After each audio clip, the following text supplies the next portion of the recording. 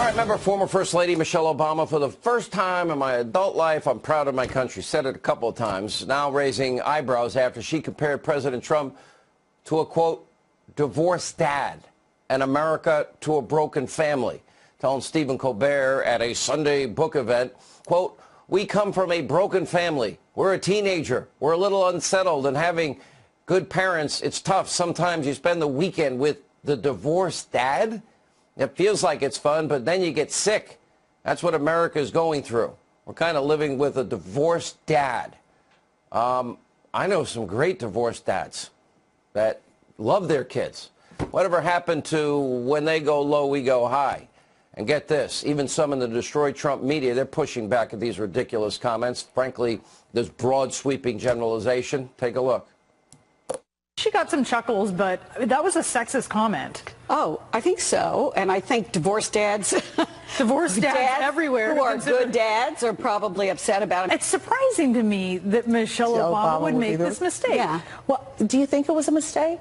Yes. You think it was a mistake? Okay.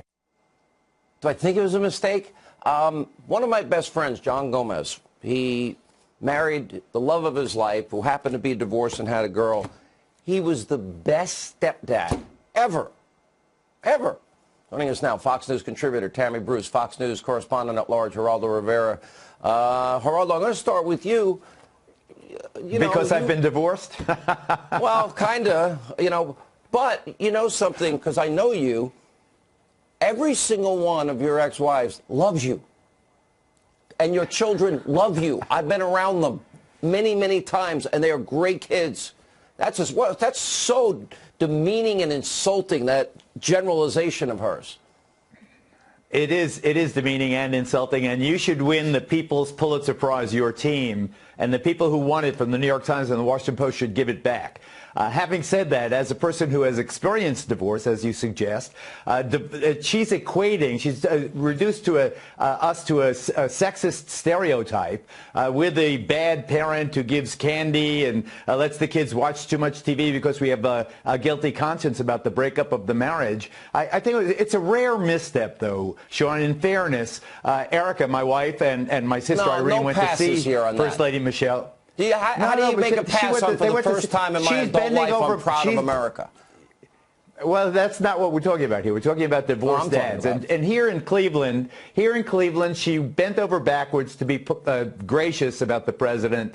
That's why this surprised me, because this is it's a no-brainer. 30% of custodial parents following divorce are the men. Men of divorce. So she's reducing us to this stereotype. We're drinking beer. We see the kids every other Sunday, and they're running around. Go ahead, kid, eat all the cotton candy you want. And she's equating that scenario with the American people and their view of President Trump. That's what this is about. This is about a false feel-good sentiment in the country because of the president's irresponsibility. I know Geraldo's kids.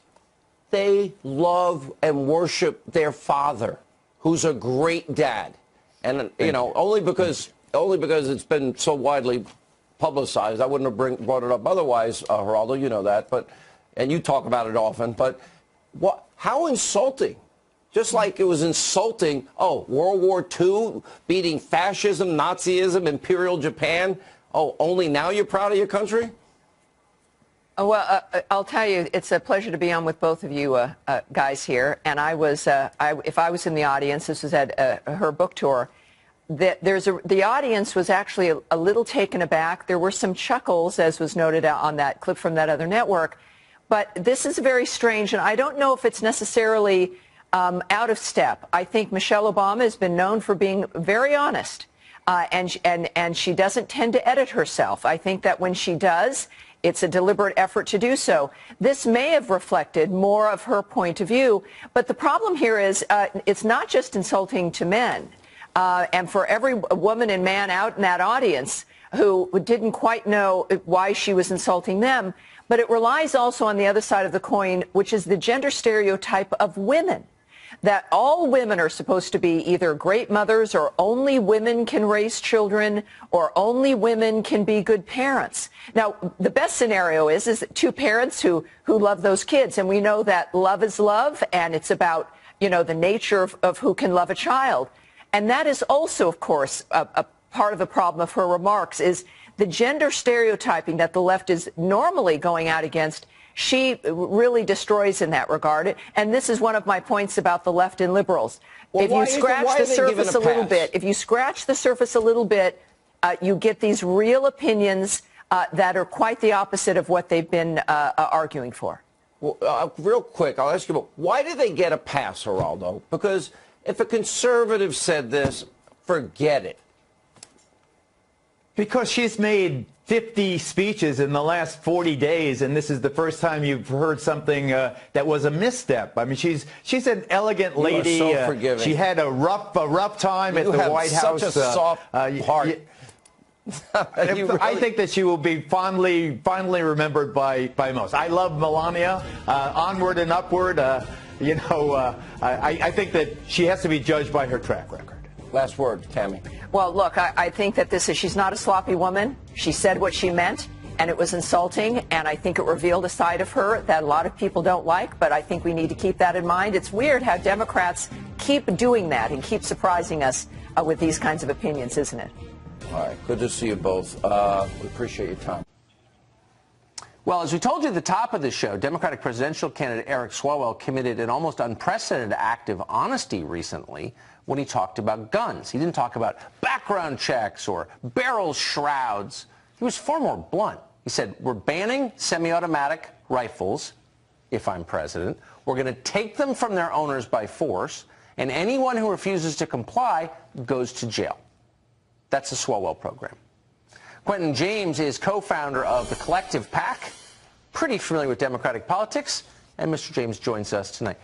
Thanks so much for coming on. So we've had Swalwell on this show a bunch of different times about Russia. We've never had him on about guns. He won't come on. So I'm interested in your take on this. I don't think I'm misunderstanding it. In fact, I'm not. What he's saying is that anybody who possesses a legal product today will soon be a felon when he makes that product illegal, and without committing any act of violence, that person can be imprisoned. That sounds like mass incarceration to me. I would think you'd be against it. Well, Tucker, thanks for having me. Obviously, again, you do have it a little wrong. Congressman Swalwell did say he wants to ban, military-style assault rifles. He also said that folks who want to keep them will be able to do so at a gun club or a hunter's range in a locker. So it's not taking them by force. It would be a buyback program. Again, this is his proposal, not mine. No, but he just said, I'm sorry. No, I know it's not your proposal, but he said twice, he actually wrote a USA Today op-ed saying it, and then he just said it on CNN. People who don't give up their guns will go to jail. He just said that. So it's not a buyback program. That's a gun confiscation by force. People who don't follow if you don't agree, we're going to imprison you. People who don't follow the law will be prosecuted. Now, what the charges are... and the law is you can't have the guns in your home. Well, he couldn't be clearer. So, look, we can't debate what he's saying. You're mischaracterizing it. I just played the clip.